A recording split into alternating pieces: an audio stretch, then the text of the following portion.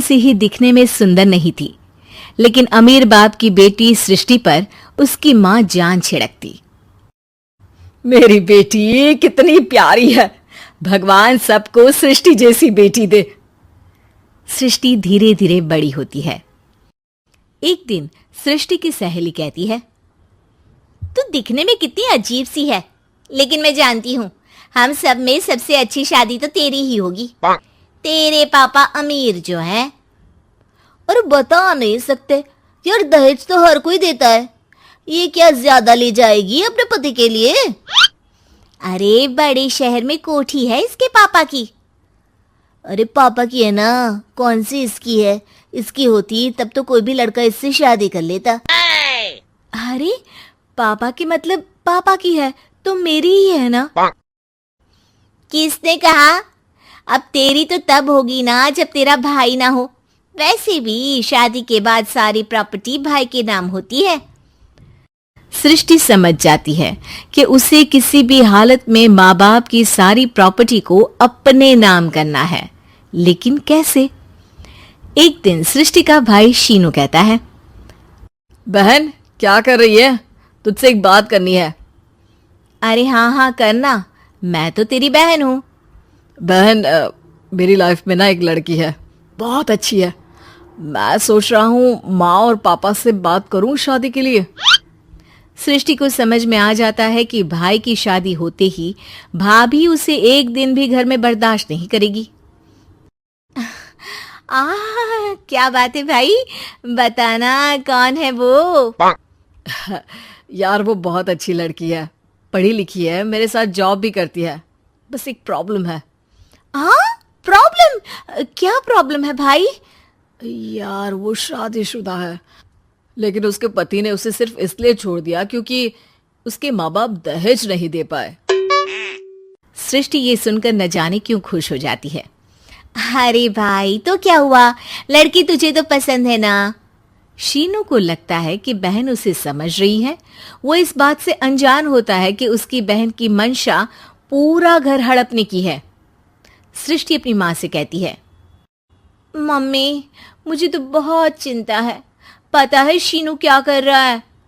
अरे क्या कर रहा है? वो तो काम पर जाता है और वापस घर आता है। नहीं ना माँ, वो यही तो नहीं कर रहा, बाकी सब कर रहा है। आपको पता है उससे प्यार है, और वो भी एक शादीशुदा लड़की से। ये क्या हो गया? मैं सोसाइटी में क्या मुंह दिखाऊंगी? अरे तेरे पापा तो यही कहेंगे कि मैंने ही उसे बिगाड़ दिया है। माँ देखो, मेरी बात मानो, पापा पर भी विश्वास करने की जरूरत नहीं है। अब आप ही बताओ, पापा इतनी देर घर के बाहर रहते हैं क्यों? बोलो। अरे बेटा वो तो नौकरी करते हैं ना। तू बहुत भोली है माँ। पापा का ऑफिस तो 7 बजे खत्म हो जाता है, लेकिन देखो कितनी देर से आते हैं। अरे नहीं नहीं बेटा, ऐसी कोई बात नहीं है। सृष्टि माँ को एक औरत से बात करते पिता की फोटो दिखाती है। देखो माँ कैसे हैं पापा। मैं ना कहती थी कि पापा सही नहीं है।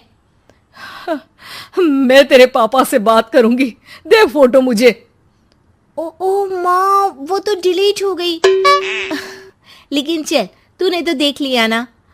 पापा से बाद में बात कर लेना, और हाँ मेरा नाम बिल्कुल मत लेना। हाँ माँ। अब क्या था, सृष्टि के माँ और पिता के बीच झगड़ा होना शुरू हो जाता है। सृष्टि के मन में क्या चल रहा था कोई नहीं जानता था।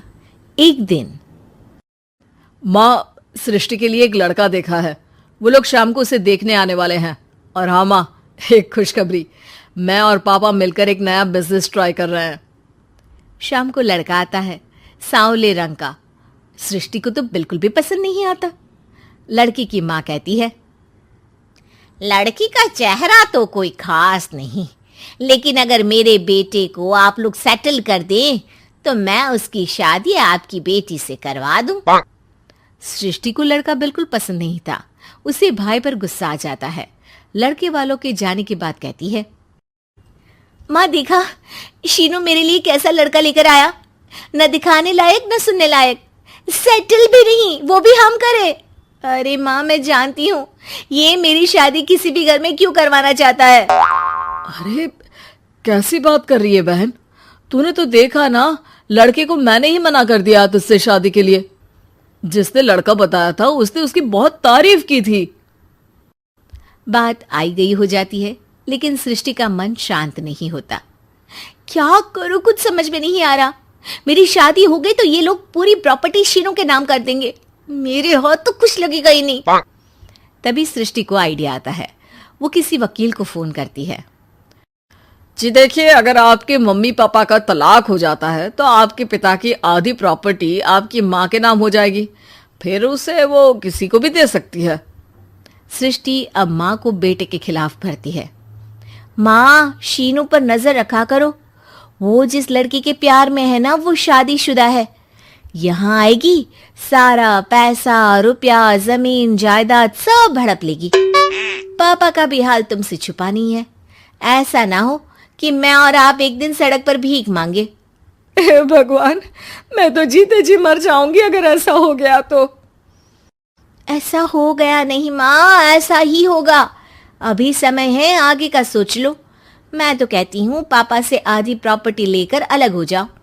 पापा की आधी प्रॉपर्टी भी हम लोगों को अगर मिल जाती है ना, तो अगले 7 जन्म सफल समझो। बेचारी माँ बेटी के कहने पर पति से तलाक लेकर अलग हो जाती है। सृष्टि अब पैसों से गाड़ी और अपने दूसरे महंगे शौक पूरे करने लगी। उसके दोस्त भी उसके पैसे इस्तेमाल करते। सृष्टि, कल तुम कहाँ थी? मैं सारा दिन घर पर अकेली थी। तो मैं क्या करूं? मैंने ठेका तो नहीं लिया है ना तुम्हें संभालने का। माँ को सृष्टि से ये उम्मीद नहीं थी। वो बैठकर रोने लगती है। वहीं उसका पति यानी कि सृष्टि के पिता आ जाते हैं। मैं जानता था कि तुम्हारा यही हाल होगा, तो आपने मुझे रोका क्यों नहीं? मैं रोकता तो तुम रुकती क्या? सृष्टि के कहने पर तुमने मुझ पर अपने बेटे पर शक किया, लेकिन तुम ये भूल गई कि कैसे हम दोनों ने मिलकर जीवन में इतना सब खड़ा किया। माँ पति के गले लग जाती है। मुझे माफ कर दीजिए, मैंने आपकी कमाई का एक बड़ा हिस्सा गवा दिया। कोई बात नहीं, तुम साथ हो तो मैं ऐसी 7 प्रॉपर्टी खड़ी कर दूंगा। तभी वहां सृष्टि आ जाती है रोते हुए। माँ, मयंक ने मुझे छोड़ दिया। वो बोल रहा था जब तक मेरे पास पैसे थे तब तक ही वो मेरे साथ था। पापा, माँ, मुझे माफ कर दीजिए।